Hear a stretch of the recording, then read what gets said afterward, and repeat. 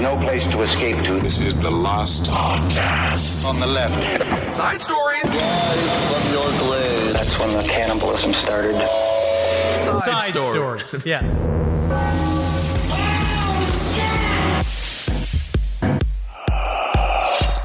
Now we're sounding young. Now we sound young. You know what? Yes. I feel young. Yes. Yes.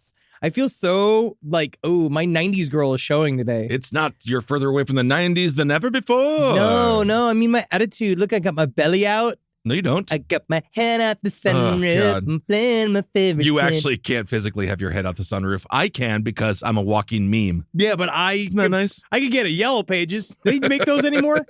I was saying I was feeling young earlier. Yeah. I'm again, because I feel like that all of 2023, I want to get back that energy. Do you remember? I'm doing it. That's why I'm doing my dry jan, playing Callista Protocol like a child. I think that's really important. Embrace the child without touching a child. It's a great game. Embrace the allegorical child within. Like, just be that pixie-cutted girl, and then she's got the tank top on. You can see my nipples a little bit. Imagine if you found out I went through a pixie phase. Oh, you just look and you just see my little belly button hanging out of the top of my Jankos, man. That's me now, dude. I don't care what anybody says. I'm young again. I'm a little girl. I had some Jenko friends, but I never had a Jenko phase. Welcome to Side Stories, everyone. Ben hanging out with Henry 2023. First episode. Hope everyone had a fantastic vacation.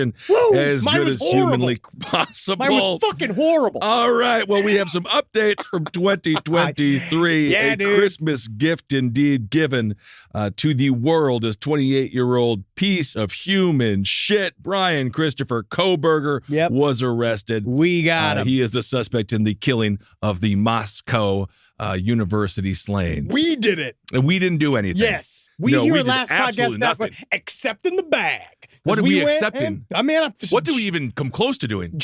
I learned a lot I watched the Andrew Callahan, This Place Rules, I believe is the name of the documentary on HBO Max. Yeah. And what Alex Jones pauses all the time, it's like, it's an info war. It's not an actual physical war. It's an info war. It's a war of words and data points. It ain't no actual physical war. That's why I was trying to back away his pedal out of it. That's what we did. Yeah. We brought the info war to this guy. Well, we really didn't do anything like that. I did play Callahan's interview with Alex Jones on Top Hat. I didn't realize he's a great entertainer, and I did have to retract. I had criticism for him, but then I didn't realize he's so good. No. And then they cut to really good. I love Andrew Callahan. Yes, he's very so funny. Let's get into this motherfucker. All right, so this guy has been picked up again, alleged. No, we don't. It doesn't matter. He's jerking off in front of POs. He actually is such a prime example of an uber douche. This man studied criminology. As a matter of fact, can we say one of his teachers was someone that we actually spoke with? So now we know that he got a PhD. So Brian Kohberger is 28 years old. He traveled from Washington State University possibly to do this crime. Again, we don't know.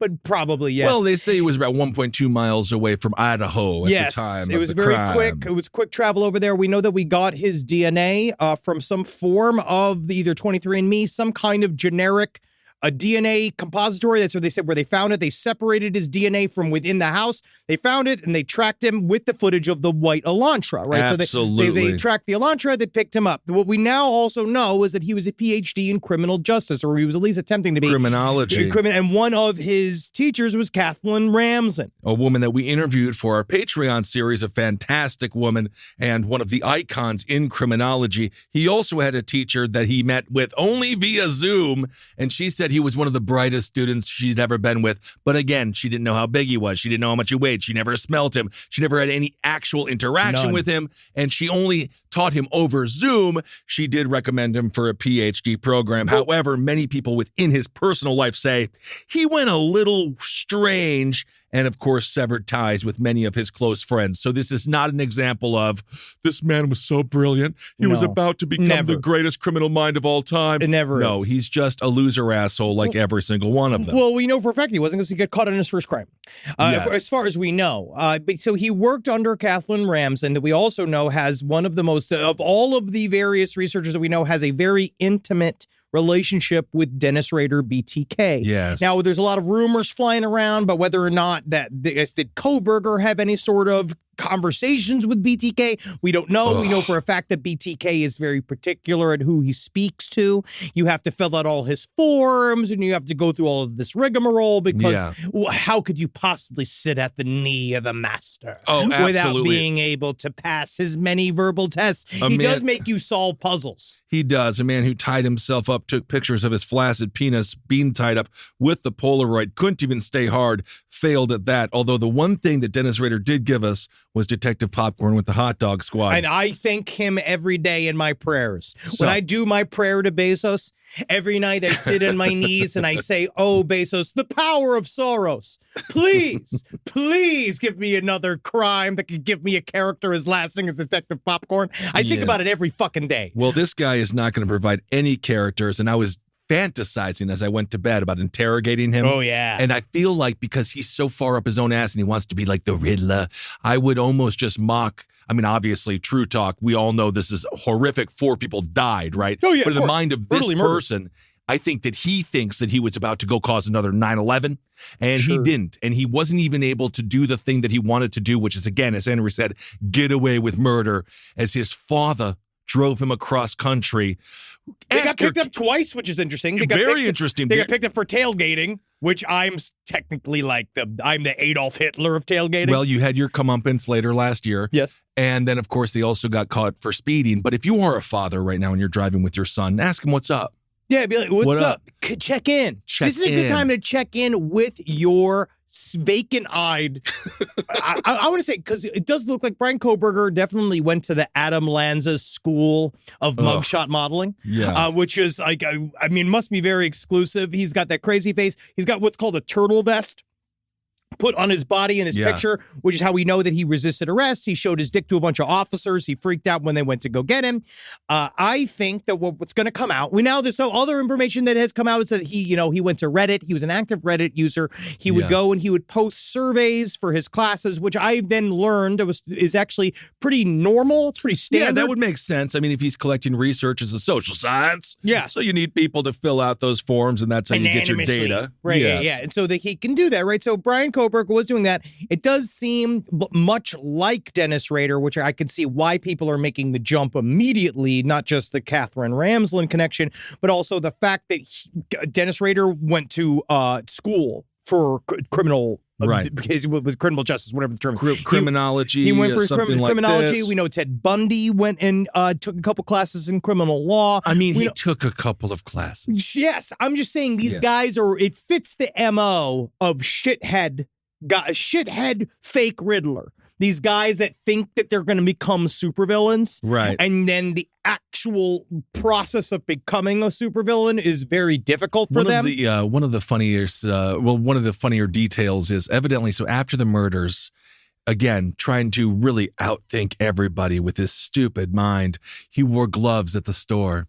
Because that's the dumbest thing I've ever heard. It's like, that's not, again. It's too late, dude. The fingerprint is inside of you. It's called the human genome. Yeah, dude. Like, and you cut your finger. You cut your finger while you were doing the act, and then it got all over everything. And it's obviously how anybody feels about, giving your DNA up to a private company. It is a complicated issue. I agree. Right? I completely agree. When it comes to catching serial killers, it seems to work really well. Well, don't even give him the credit. He's not a serial killer. No, he's not. Well, technically, he's a spree killer. Wouldn't a spree killer require a second location?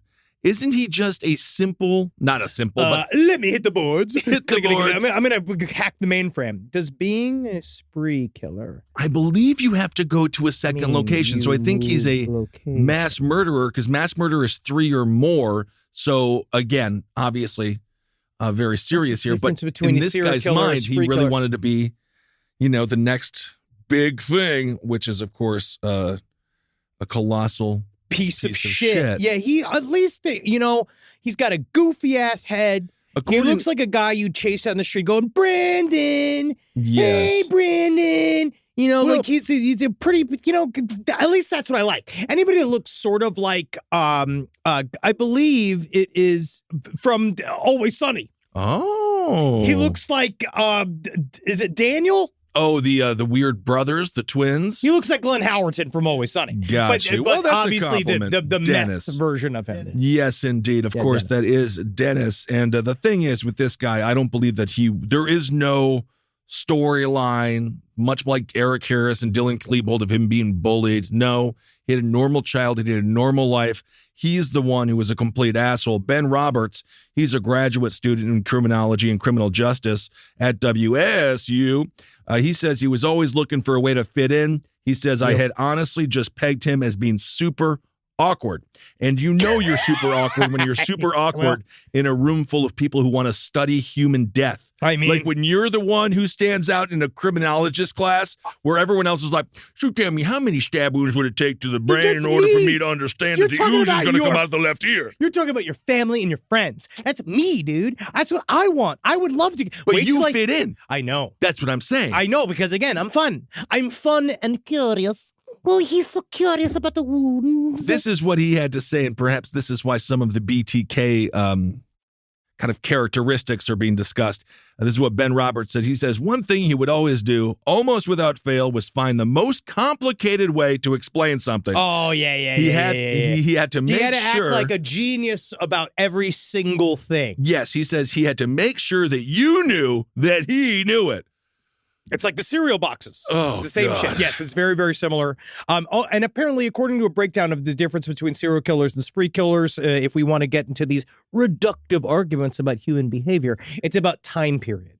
And so spree killer is about doing a series of crimes up to 3 murders in a 7-day period with no cooling off period. So where I guess technically he might be. Yeah, serial killers are about flurries of activity over periods of time. So hopefully the people of Idaho and Moscow can breathe a little easier and now get on with the mourning process, and hopefully some justice is served here. But we'll see. It's another example of just, you never fucking know what asshole is a mile away from you at any given time as you go through your life, and you're just like, I'm going to self-improve today. No, and then there's some moron sharpening a knife, looking at a picture of Jennifer Lopez, and just going out. And I mean, it's just scary. This really strikes at the heart of fear. You just never know anybody. You don't know who your lover really is. You don't know who your best friends are. You don't know who your family is. All right, well, let's not get crazy. Well, I actually got some good, got some good, like, gossip on him. Okay. So I got a letter from someone who I went to high school with Koberger. I went to school with Brian Koberger. Growing up, I always got really weird feeling about him, like something was off. He was awkward and quiet, but he had a bad temper. Now, I do love this because obviously now, in hindsight, you every single thing can be sort of like analyzed. You talking about the veganism? Well, this is not the veganism, but that because makes also absolute a sense. meat eater didn't do this. A meat eater didn't do this. No, because a meat eater knows you got to fucking let that meat rest. Mm. All right. Now, being a desperate 18-year-old. Now, see, he didn't interact with this listener didn't interact with the dude very much. But he said that he was out of weed. He was 18 years old. He was out of weed. All right. Okay. And he hung out with Koberger because Koberger said he knew someone who could buy weed from. He said, we can go. I know a guy. Right. I'm so happy it's fucking legal in California. I'm so glad. But also, again, remember, that guy who ever tells you, I know a guy, you just stay here, I'm going to leave with the money, never does. No. He knows no one. He knows you. And you gave him your money.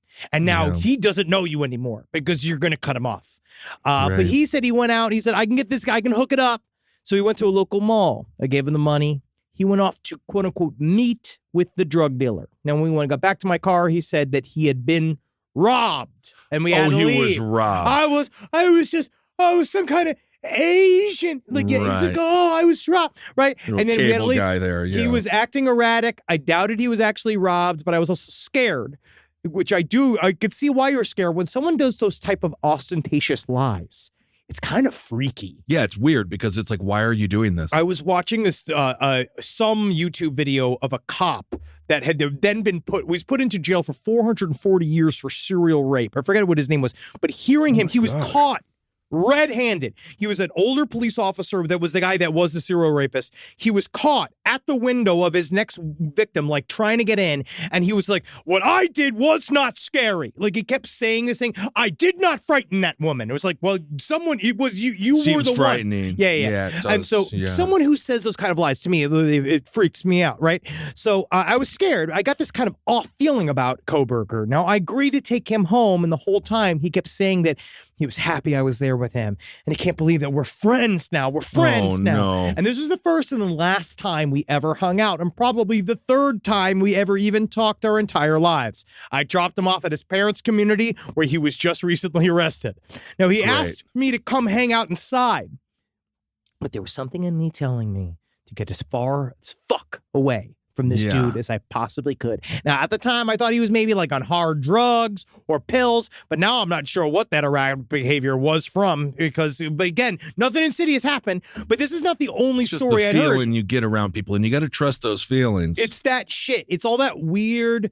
I hate that because, I mean, I get it. We've all had messy periods. Right? I've been an unreliable person at times. I bleed. You should every month. Your periods are heavy. Whoa, I think that God. we need to call a hospital or a military exorcism. base. Like there's something going on inside of you Something's that's trying going to on come out. I was first concerned, but you were so Doctor said I'm not supposed to bleed down there. yeah, you were just normal about it. You were just sitting in it. Well, what are you gonna do? Well, what are you gonna do? So just lastly, he seemed he had OCD tendencies. He made all of this. Some of us do. Some of us do. Some of us do. Some of us are And crazier some of than others. Well, some of us are hypervigilant, and our vigilance makes us so good at podcasting that other people can't compare. Yeah. And that's me. No stone unturned. No page unturned. Stone unturned. But Absolutely. again, you can't just abandon your messy friend because sometimes they are just fucked up right now. And yeah, maybe they're inhalants. They're doing some inhalants. I don't think that this was a friend abandonment situation. No. I think this was a man who was lied to about getting drugs and then he was stolen from. And then the guy thought that was going to make a bonding friendship. Yeah, I think that, yes. But that's because I remember usually when someone steals from you, that it's the end of a friendship. That's normally the end of a friendship. But he thought that was the beginning of it. Well, it's because he said he was robbed, and then he thought that they were trauma bonded by his fake robbery. Yeah, but I don't know. No. Anyway, so yes, it's just strange that he would be to continue with the animal thing. The vegan were the long pig. We are. And if he truly did care about animals, he would not kill the long pig, which is human being. Whoa, very deep. Live from your grave. Well, you mentioned war, and I want to kind of lighten it up a little bit again. Because war is our lightest topic. Well, going back into 2022, just for a second, this story dropped, and we just have to cover it because we cover all rectum stories. It's honestly, and again, it's about bringing the war home. Because the one thing in America we don't see, the only time we saw was 9/11, right? When that war showed up at our doorstep. But guess what we did? We said, hey, we're going to give war to everybody else for the next 20 years. Absolutely. Right? It's the gift that keeps on giving here in America. World War I, what a fun one that was. Hey, man, it was the first one. There was a dude, he was super old, who was going through the security, he was going through a French hospital, right? And, so he was in a French hospital. Yeah, the French hospital. It was partly evacuated after they found an old school, what appeared to be artillery shell from World War I in the guy's asshole. Oh, yeah, that is wow. Yeah. You know what's kind of funny is that I did not see the size of the object. It's huge. Holy fucking shit. That's like the size of a loaf of Wonder Bread. It also kind of looks like a dick. Well, yeah. So it sort of works. Yeah, but how in the living fuck? I guess when I saw the story, I never looked at the picture. Yeah, it's huge, right? Whoa. That's an artillery shell, bro. That was back in the day when we used to do that. Wait a second. As opposed so not to even now. the tail wasn't sticking out. I assumed that he thought it was going to stop it from going in. So he's 88 years old, and I almost give him some credit for this. He went to Hospital Saint Mousse in Toulon, and he was like, I got this old little paraphernalia in my butthole. My back hurts. Yeah. That's how I'd start. Excuse me. It seems I have a bit of a gas in the back. Yes, and so the emergency occurred from 9 p.m. to 11:30 p.m. On Saturday evening. It required an intervention of bomb disposal personnel, the evacuation of adult and pediatric emergencies, as well as the diversion of incoming emergencies. Work. But it is it's full of what appears to be human shit after it was removed. And what I again, do love is that bomb disposal experts, they arrived, right? And this is according to the New York Post. So, but it is funny because they showed up, obviously everyone freaks out and they're like, why'd you call us? right. This could barely work. This thing's filled with human shit.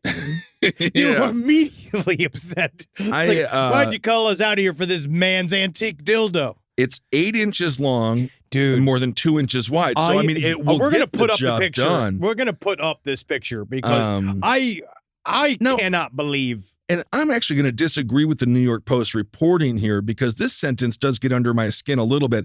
It's believed, quote, the pervy patient. Oh, leave the guy alone. He's 88 years fun. He just wants to have a good time. Remember the guy that fell on the last one? He said he fell. You remember that one? Maybe he did that too. Maybe he had a tumble. I think that this guy literally was just like, no, I was having sex with World War I, and then it went back into my butthole. But of course, he fought.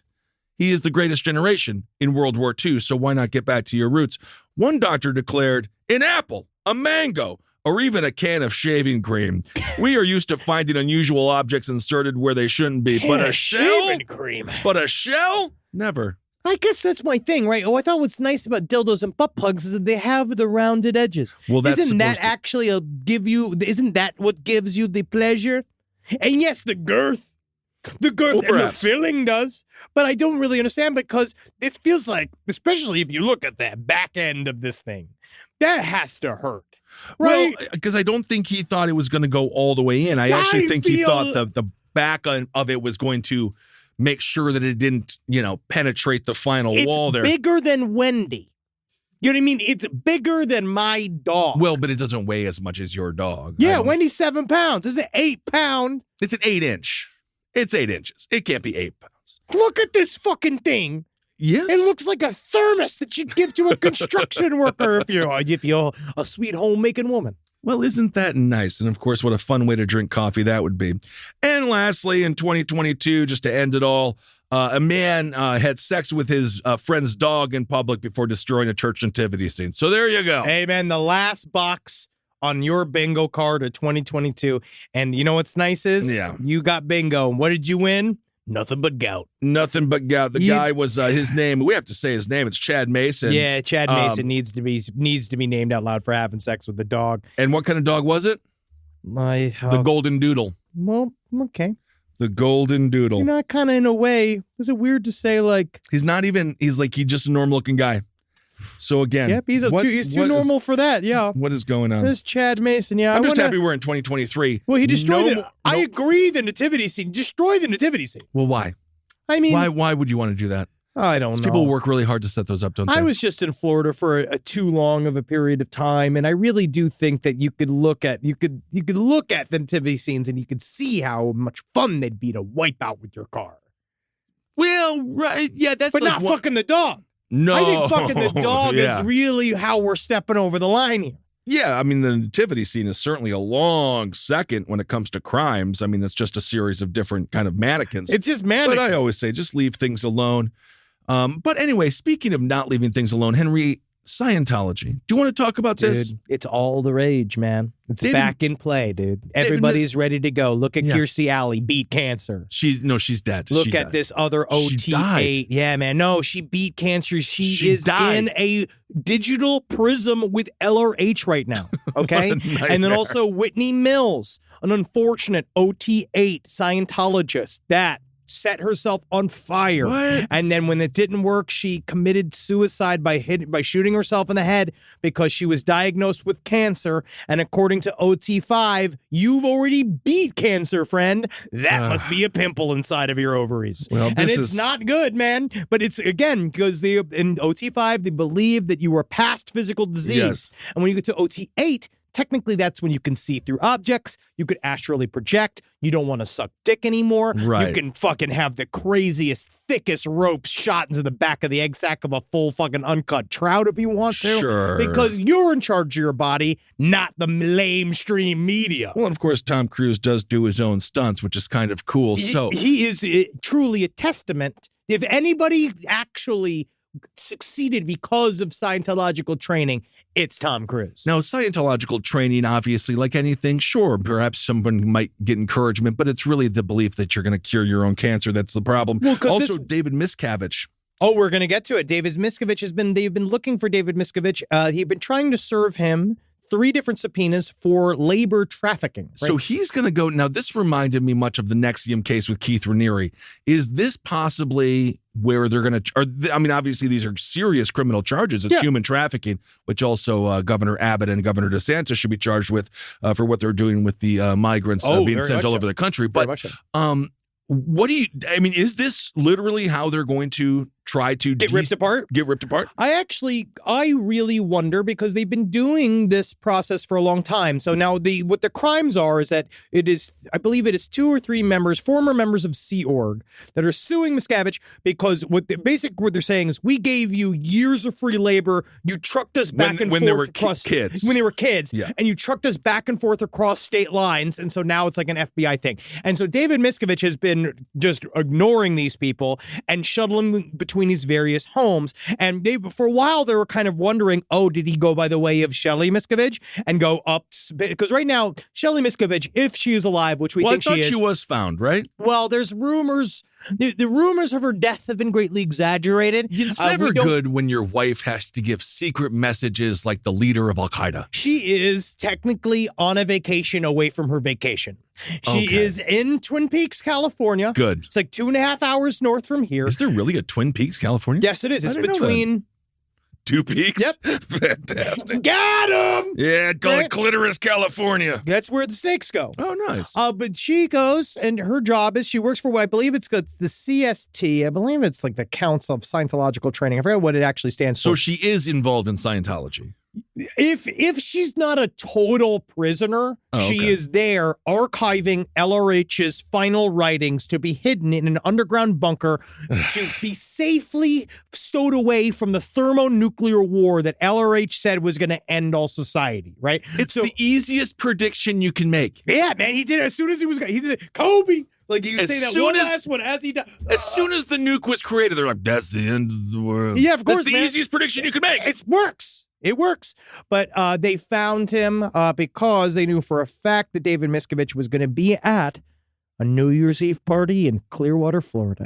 He went down there. Well, it wasn't so much a party. It was because I actually find it weird that I was on the YouTube channel Growing Up in Scientology. He covers it in a lot of detail. Part of what he talks about is the fact that normally on New Year's Eve or Christmas, or when they do these big functions, sure, it's David Miscavige coming out being like, we are doing nothing but expansion. Bigger numbers than ever before. Yeah. We solved crime in Colombia. We stopped prison recidivism in Mexico, like you say every year. And it's nonsense. It's not real.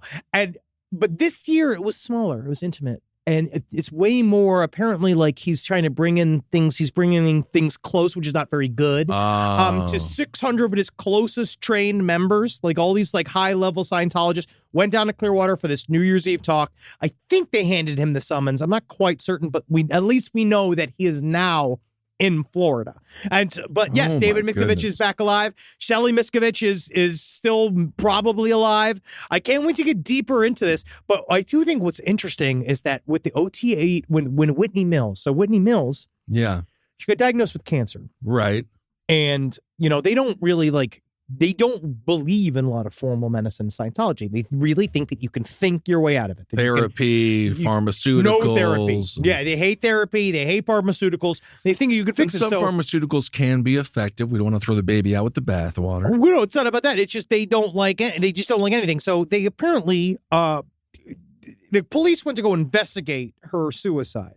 And when they went to talk to Scientology, they found out that Whitney had called saying she needed to ask the D of P for what they called an assist reference suicide. Oh. Right? Detective Hippolyte, this comes from Raw Story, they contacted the Church of Scientology, right? And they said that, well, DFP refers to director of processing, and that a quote unquote an assist was a Scientological method of healing that was quote unquote not physical, right? So like, so you weren't trying to assist her suicide. And they're like, no way, no. So it's never. the equivalent. This is the sort of thoughts and prayers Scientology well, version? Is that Kissel? No, there's tech.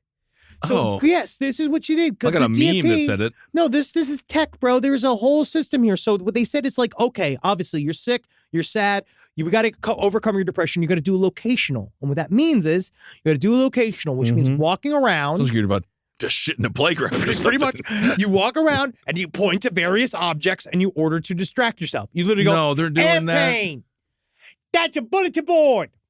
Burger King. That's the moron character from Anchorman. Yes, and you do that, right? You do that. That helps release. Try it next time. Try it. Look, coffee can. Child. I pointed at you. Kissel, you're eviscerating me right now. Spit on me. Spit on me, boy. What is wrong with you? I'm just a 90s girl. 90s girl. That is not even what 90s girls were all Step about. on me, bitch. Whatever. I'm a whore. You're not doing good at being a kid. That's not what children are like. Okay. And then or to do a PAB6 is what they also referred her to do, which involves getting proper food and sleep, daily walks, listing out all of your incomplete situations. Chemotherapy? No, because that's for cucks. This is better than that because guess what? You get to do it by yourself. You don't need these so-called institutions, my friend. I'm just very surprised that some of the smartest people are also the dumbest.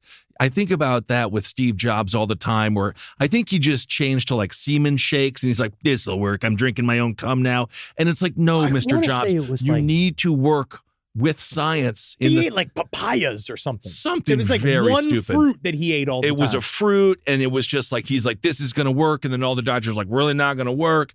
And then I think he could still be alive today, but he's like a genius theoretically, but then also a total freaking moron. Yeah, it was all fruit. He was a fruitarian, which honestly sounds like a fun newsletter in a local gay scene. It really does, doesn't it? That's fantastic. Very classy, keeping it cool. So when it comes to auditing, Scientology thinks that they do it the best, but I think we know who does do it the best, the federal government. Our fucking boys in black and white. If they end up... I love my IRS guys. I don't care what anybody says.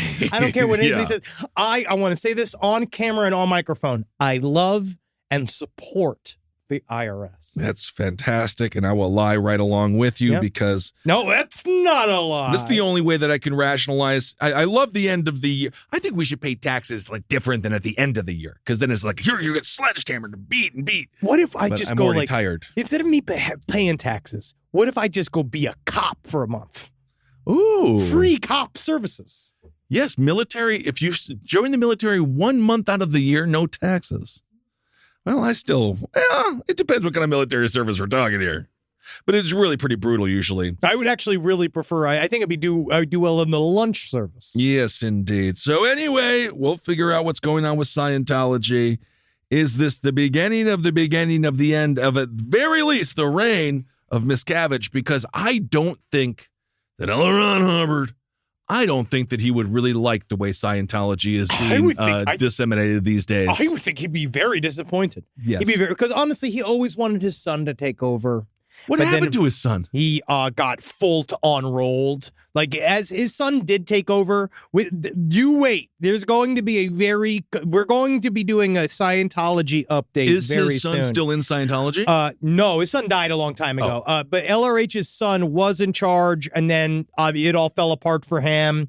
Then his grandson now writes slam poetry about it. Actually, I like it. Like, he does good. Like, it's very evocative. But basically, he talks a lot about his father's perspective of LRH and about how open LRH was with his own son and family about the quote unquote like OTO black magic angles that he would not tell anybody outside of his family. That's how we know all the Jack Parsons stuff. That was because, or at least from this outside of Jack Parsons' world, was that he actually told his son, like, he gave him all the books of Aleister Crowley and was like, this is the real shit. This is the stuff that's behind this. And then with Miscavige, I think they got a little bit away from the spiritual angle of it. We got into real estate. Went into real estate. And then all the labor and the spraying people with the hoses and slapping guys. I was thinking about that. What was it? Was it Thoreau, the My Scientology movie? Yeah. Where they had Miscavige, the man, I believe it was a reenactment where the guy just comes in and freaks out and the guy's like, that's exactly what he would do. Yeah. Because Miscavige is like 5'4", which is scary. You got to be a tornado if you want to get the kind of respect. If you're under 5'5", I know. Jerry, my little dog, the Beagle Chihuahua, Fernando can attest. He's scary. Yeah, man, that's why Scary. I find that when I wear boots with a little bit of a heel, I'm nicer. Rise from your grave. One of the most exciting things about a new year is that you have no idea what adventures are in store for you. That sounds really menacing, and actually I'm very afraid of the future. But from travel experiences to picking up new skills, there is no better way to prepare for 2023 than by learning a new language with Babbel, the language learning app that sold more than 10 million subscriptions. With Babbel, you only need 10 minutes to complete a lesson, and that's easy. Everybody's got 10 minutes. Honestly, I spend 10 minutes in the bathroom just hanging out. I should be learning a language instead of slowly ruining my colon. I picked up Babbel just so that I could learn Klingon, and it turns out, man, there's not a lot of options for Klingon because, weirdly, conversely, they just send you better help notifications. When you start, trying to get an app to teach you Klingon because they're like, it's not made up, this isn't helping you. They're like, why aren't you raising a family? And it's like, all right, you're right. I should learn French. Right now, get up to 55% off your subscription when you go to babbel.com/left. That's BABBEL.com/LEFT for up to 55% off your subscription. Babbel, language for life. All right, well, speaking of psychopaths, this story is kind of actually just cute. You want to talk about this Tesla story really quick? Oh, is this? Yeah, it's sort of cute. It's kind of cute. We'll lighten it up a little bit. Well, this is a little bit more of a consumer beware. Consumer beware. So watch your wallet, bitch. What's the point of license plates? Why do I care where you're from? So a 45-year-old dude, he was reclined in his seat. He decided to put on the autopilot on his Tesla. He was going 70 miles an hour. Turns out that the cops wanted to make a traffic stop, but the Tesla's like, fuck you cops. I'm a Tesla dude. I don't give a fuck. That's not good. And it led to a police chase on the Autobahn. Yeah, man. And he was asleep, right? Yes. And so his car went into police chase mode while he was asleep, which is incredible. It's pretty cute. I also just that wake up of the, and then that one gun in your mouth, Well, this is Germany, so they become a lot nicer these days. So the cops, they looked by the car. They finally got up to it at 70 miles an hour. They looked and they're like, oh, that driver's asleep. Police said this strengthened the suspicion that he had left the controls on autopilot and fallen asleep. It does turn out, though, that this guy may be committing a crime because he was absolutely fucked up on drugs. No way. But I also feel like if we're going to have autopilot, this is what it's for. Well, this is this crux, right? Where now what we are seeing is that where, I don't want to go into any sort of Musk or Tesla I don't want to talk at all about the. You don't want to talk about how fun the midlife crisis is that he's trying to make everyone go through? I just don't want to be a part of his world, and it's just another person who's just forcing me to be a part of his fucking shitty little world. But don't look on it. A part of it is that it's just the frustration we're all having. Is that he promised this idea that we're going to have these cars that are essentially going to make us dinner and fuck our husbands. And guess what? They're not doing it, right? The cars are not we're not there yet. And also human beings are unpredictable. Yes. And we're a little bit we don't fit into a lot of the algorithms because sometimes, I don't know if the algorithm says sometimes, you know what? Truckers, they jerk off while they're driving. They have to. And guess what? They're not paying attention. And that's these X factors. I actually don't know if they can jerk off when they're driving. It's an 18-wheeler. It's multiple shifts. You got to do. How long do you need to do it? Now, how many fingers, man? I could jerk off with 2 fingers in 45 seconds. A female truck driver? No, me. A man can. All you need is these two. All you need is these two to create a little hallway for your penis, and all you need to do is you just got to get the little area that you got to get it going. Especially if you're driving. We're working with different utensils. I'm just saying, if you got there's things out there the Teslas can't figure it out, and this is what we all want. But again, we remember when they were trying them in Pittsburgh, because Pittsburgh is one of the big robotic centers of the country. I know, and they're sending all the Teslas out, and they're just killing people and shit, which I do think is in its way very funny. But I also know that it's bad for it. It's bad for the car. Just if electronic vehicles in general, it's bad for it. But I don't think Tesla, which is a data company, I don't think they're going to be the one to perfect it. I do remember when we did our show in Oakland. I believe it was the Fox Theater. Someone was stabbed right outside of it. And we got into a self-driving car the next day to go to San Francisco to fly out. And the guy's like, look at this. I don't have to touch the wheel. And then we went over a bridge. And he's like, doesn't work over water. Yeah. So it's a like, hoverboard. you're going to want to touch that wheel, though. So because, like, while you're driving in the autopilot, because Cena has one, and he showed me, you need your hands on the wheel. Yeah, because it's deeply unreliable. It doesn't do it. And the car doesn't go to jail. No. If you kill someone, there's not like a Tesla prison, and then Tesla's not. like, let me out of here. It's like, no, you go to jail. That'd be kind of cool because then they can get the death penalty and then you could take them for parts. You can strip them for parts afterwards. I think that's the plot of the next Transformers. Whoa, is that Cars 9? Oh. All right, well, let's move on. I have some good UFO footage. Dude, there's been a bunch of UFO stuff. You said that you didn't like the one over Wisconsin, though, huh? The one over Wisconsin I thought was pretty, but I feel that it's plasma. Okay. I think that it might be plasma, Okay. but the one over our favorite city on the face of this goddamn planet, beautiful Sin City, the land Las of every type of height and every type of low you can get in your pocket. Yeah. Sin City, home away from home. But when you get down there, you never know what you're going to see on the ground, never mind the skies, right? You just Human see vomit everything. on the ground. Oh, yeah. UFOs in the sky. A detachable titty. Unidentified poopy objects on the floor. Now, and if you look UFOs at in the this, sky. so if you see this UFO, all right, now look at this thing. We'll show the footage of this. Now, Las Vegas, can't wait to be back in your Now, bosom. I did just watch the David Copperfield show, and I wonder if this is part of it, because he does sort of have a magical UFO type segment. So he controls all of the sky? So he's some kind of Gandalf who controls every layer of sky. After you can tell the clouds what to do. If you do get a chance to see Copperfield do it, he's really bitter and old and kind of angry, but he's wonderful. That's what makes him good. Yeah, that's kind of what I loved about him. Now, this is over Sapphire, Las Vegas. Have you ever been in Sapphire? No. Is it good? It's a pool club. Wink, wink, wink. Oh, this is the Club Sapphire. Yeah, Club Sapphire. Have you ever been in there? I don't do any of the pools. They're full of piss. They're absolutely disgusting. Yeah. No one is sober. Wear some And no shoes. one's going to the bathroom. No, exactly. Well, they are. They're all just smiling and they're up to their navels in the water. And you're like, well, you've been in there for 7 hours. Right? It's urine. But if you look at this video, now this was filmed above the Sapphire Las Vegas. It is a series of colored lights. Now, as you notice around it are the actual lights of the strip itself that are glazing on top of it. So it's not from the strip. Mm-hmm. There is some form of weird, it looks amorphous. It's fun.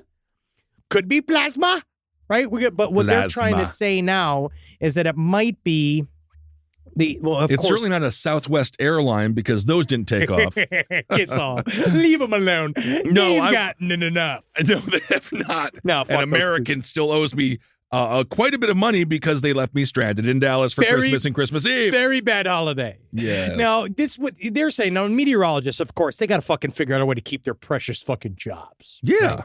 So they'll say whatever the fuck it is that gets us to all like, okay, Mr. Meteorologist, I guess that makes sense, right? Because he says that it's not spacecraft, but rather, now this is from KLAS in Las Vegas. He says a rare atmospheric weather event happened called light pillars. Now, the National Weather Service, quote unquote, National Weather Service, what does the country have to do with weather? Because the weather belongs to Mother Earth. Right? Okay. So, first of all, got your fucking ass there. Yes. Right? So it says light pillars can be seen when certain atmospheric conditions combine with colder weather, resulting in reflective light seen in the clouds. Now, listen, this is what this fucking nerd says, right? This is long pillars of multicolored light streaking the sky seem like the perfect backdrop for impending alien invasion, but in reality, light pillars are a common effect that can be found all over the world. Yes, so the meteorologists are just trying to explain exactly what happened there. So there's nothing wrong with that. It's good to get answers as opposed to living in a world of lies. They do come from above, not extraterrestrials, but tiny crystals of ice. They're hanging in the atmosphere. Ice is very thin. Like me, I'm a meteorologist. Ain't nothing but salads. That's not I'm true. Weak. I have weak blood. Meteorologists are either beautiful women or very fat men. Yes, and those are the only two. Yeah, that's some of my only favorite. two I trust. Absolutely. You better be over 275 if you're a man and under 75 if you're a woman. Now, when ice drifts down to the air, it falls close horizontally, right? At the top and the bottom are the faces with more area. Ice is very reflective, and so when light hits those wider faces, it bounces around and reflects.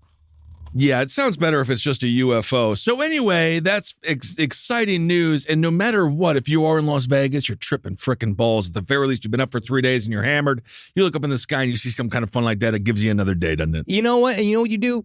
Always videotape it and go, "What's that, y'all? What's that, y'all? What's that, y'all? What's that, y'all?" Like, and that's how you know what you saw. Absolutely. Well, let's come back to Earth. Let's go to Kalamazoo County, Michigan. Ooh. This involves- Kalamazoo is probably my favorite name for a city. I love Kalamazoo. It's a great name. It rolls right off the tongue. And what kind of zoo would it be? Who's Kalama? And that's why we're here to unpack it. Absolutely. So a conservation officer with the Michigan Department of Natural Resources, it sees this guy, right? And he's all hammered. His name is Joshua Salas. He's got a PT Cruiser. And the guy is like, okay, well, I better go see what's going on over here, right? So Have you ever been in a PT Cruiser? yes, I don't mind the headroom. It is But the Maroon 5 of cars. Yeah, I'm not a we had an old, the PT Cruiser came out in sort of like, what if we go back to the 20s phase? Yeah. I think people were doing flapping again. There were flappers. Yeah, flapping was happening. And, yeah, the Zoot Suit Riot. But again, if you are in a PT Cruiser, whatever it takes, and I'm not dissing the car because I could imagine it's cozy, to be honest. Well, have they made new ones? I feel like there are new PT Cruisers, but I think mostly they give them out to like forever. They give them out to those little towns where they keep all the sex offenders in like a trailer park. Is that wrong? True. No. I'm sorry. That's not true. Am I offending the PT Cruiser? I think that's the new Elantra. The Hyundai Elantra is probably going to take a little bit of a hit. Oh, you don't yes. have the car of a Yes, killer. very much. No, I think that the PT Cruiser is a masculine car. Absolutely. Fantastic. So Yeah, they're still making them. the man in the vehicle. He was parked there. He said he was there to listen to the owls and he wanted to be left alone. But then the dude noticed an open, tall container of natty ice. And then the guy was like, well, buddy, you're in your car. What's going on here? And the officer asked the guy, how drunk are you on a scale from 1 to 10? And the guy said, I'm at a 5. I love this guy. He says, I'm at a 5. I'll be honest, I'm drunk. So That's a 5? Yeah, he's 5, right? So then the cop starts doing sobriety tests, which, again, he already gave you the answer. No reason to take the test. Yeah, you're very This is like much Jeopardy. intoxicated. The answer comes first. You know. What is DUI? So partway through the sobriety test, the guy drops his pants to his ankles and takes a shit right there in his PT Cruiser bumper. That's his car, right? Yep. Hey, you're allowed. That's your car. It's your home. That's your dog. You do what you got to do with it. But this is why this guy was close to becoming Hero of the Week, because on the way to the place where they're going to detain him, and maybe it was to the hospital to get a blood draw, the guy says, the officer starts using his GPS, and the guy says, man, I'm the drunk one here, and I have to give you directions on how to take me to jail? You moron. Yeah, tell it to him. So there you go. His life's going to be like fucked Yes. because of this. During the blood draw, the man also mentioned that the nurses were not drawing his blood, but instead, quote, it's all beer. Not going to lie to you. Jesus, pure, natural ice. I think that he is going to go to jail. Yeah. That is, but again, a lot of our heroes in America, they were revolutionaries. They really were. And they're the ones that sewed the flag. Betsy Ross would have done that. Betsy Ross definitely would have drank in a case of Natty Light and fucking shat under the PT Cruiser because she had to suck George Washington's dick, right? And that's a fucking Maine Dolger right there. She's fighting for fucking America. She doesn't give a shit. Her pussy made America. And you say Natty Light, but my friend, again, this is Natty Ice, which is... I can still taste it from college. Look at, as I typed in the word PT Cruiser, look at what the fucking algorithm did. It said up here, Chrysler, this is the first thing the article pops up. Chrysler PT Cruiser Mania. Could it happen today? Now it says right here, this is the most, did a PT Cruiser write this?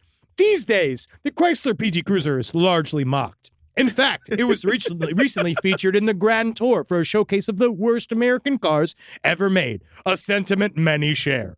But when it launched in 2000 for the 2001 model year, people literally lined up for their chance to own one.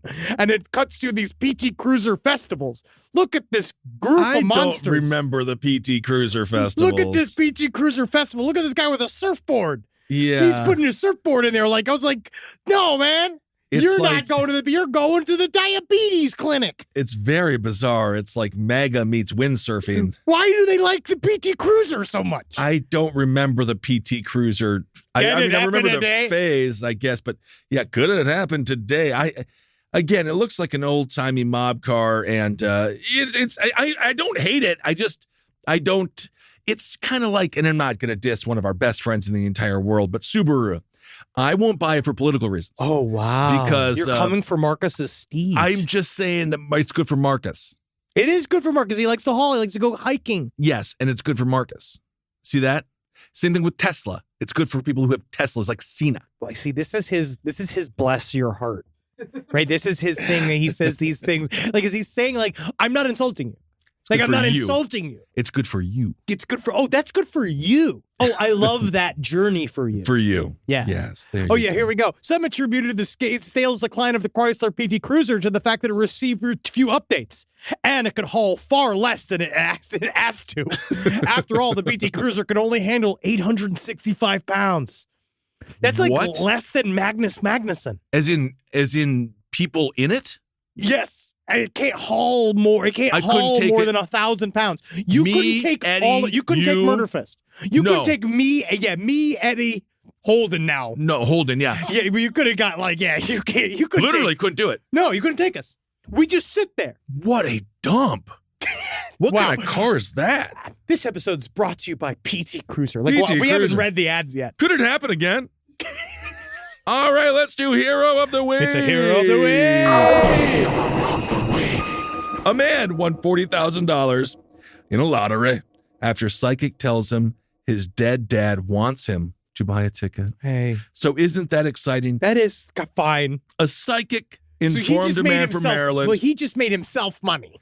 So a professional psychic informed a 55-year-old resident of Washington County that his departed father wanted him to start purchasing Powerball and Mega Millions tickets.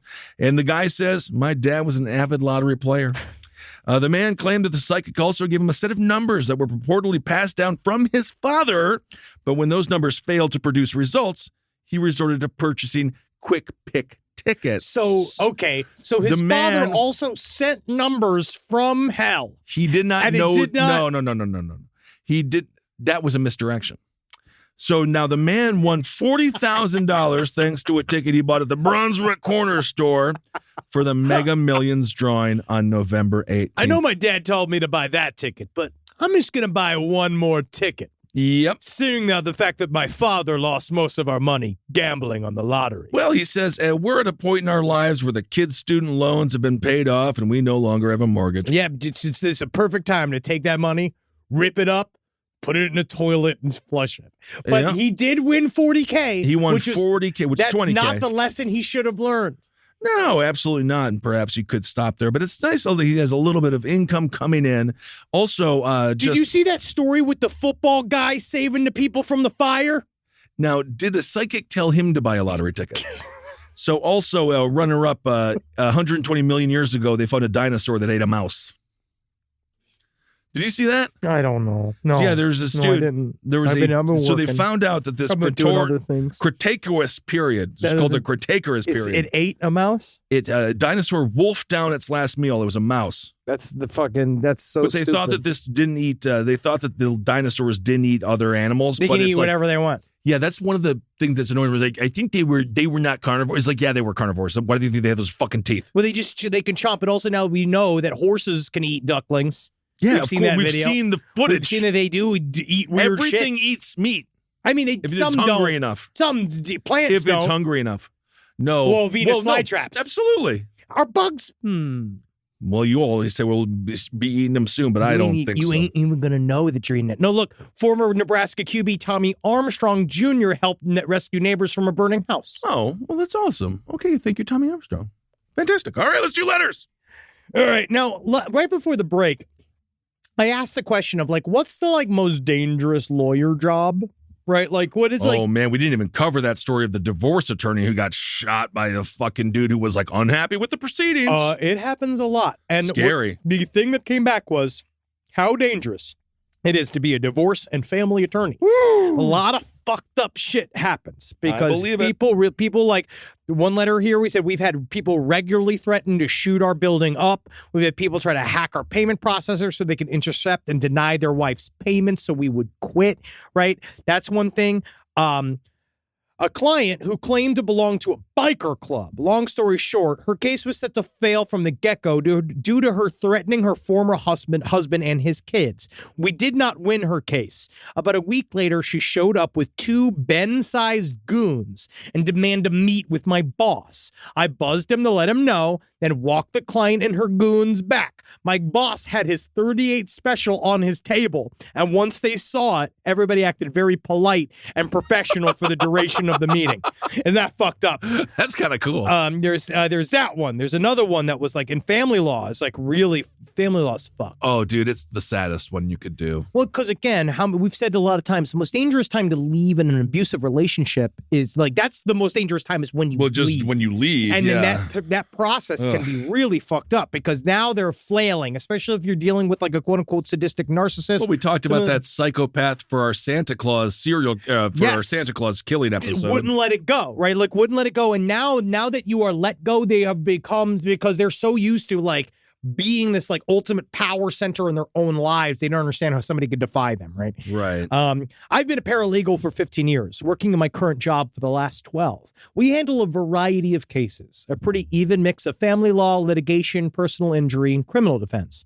Our criminal clients are by far the sanest, most pleasant, and easiest people to work with. On the opposite end of that spectrum, we have the clients going through divorces or custody battles.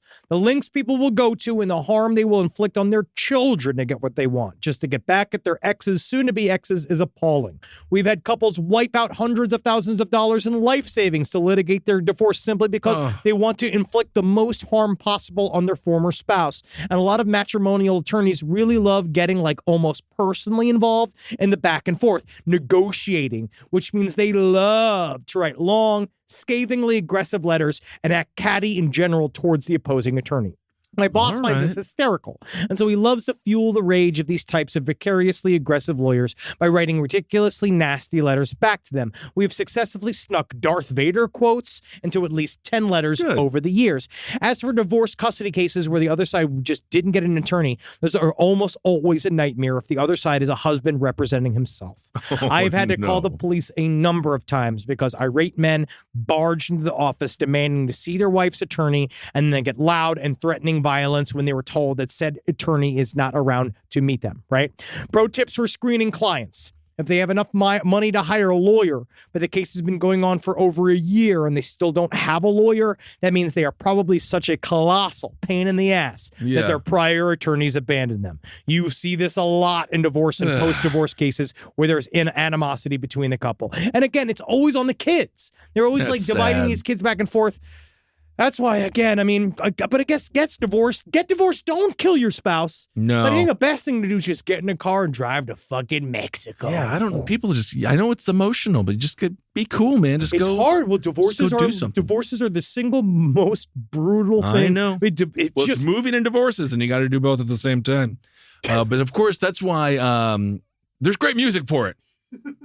There's great music for it. If you're going through divorce, there's great tunes. Whether you're male, female, there's great artists all around. They got divorce tunes, Little Red Wine. You know, you'll get through it. Just sometimes you have to sleep it off for like maybe even 6 months. Just sleep. I just understand you're getting out, man. Just move on to the next person. Just get out there. Fucking start getting railed at the VFW. Take it from me. My longest relationship is now Puffin, followed by Jerry. Well, hey, they're dogs. But guess what? They're dogs. You don't make love to them. No, I do not. I do cuddle Jerry, though, and Puffin, I give him whatever he wants. So you got to live every day knowing for a fact, if you're single, don't worry, all right? Because getting married's hard. You got to be ready for it. Absolutely. Right? Are you going to love the fact that you can get out there, right? You mix it up, and when you do finally found that special person, which everybody does, including the person we didn't cover, the guy that boiled all the puppies together in a crock pot and then murdered 2 teenagers, he was married twice. Yeah. So anybody can. You know what I mean? You can find your person, but you have to really, I'd say laugh about how low your standards can get. but then raise them back up because those standards should be locked tight, right? You should sit up. You should have a list of attributes that person must fulfill before they could possibly cross the line to the coochie. I don't. Because you ain't crossing that line to either. that coochie unless you got a ticket, my friend. So be open but guarded. I think it's good. Yeah, like a goalie net. Like a bar. Like a bar, yes. Yes, have a little like bouncer, a bar. but, it's open. And I also want to remind people, lastpodcastnetwork.com, go get these tickets. Release the Butthole Cut, Page 7 Wizard and the Bruiser. They had a wonderful little run right before the break, and they are back out there in San Francisco. Yes, Friday, January 13th at the Independent, and Sunday, January 15th, they're here in the welcoming bosom of Los Angeles. Sweet. Here at the Bourbon Room. I heard a couple of people that went, and they said they had a fantastic time. It's very fun. So They put a lot of work into this. And They did. They are singing a lot of songs. you know what? It's them.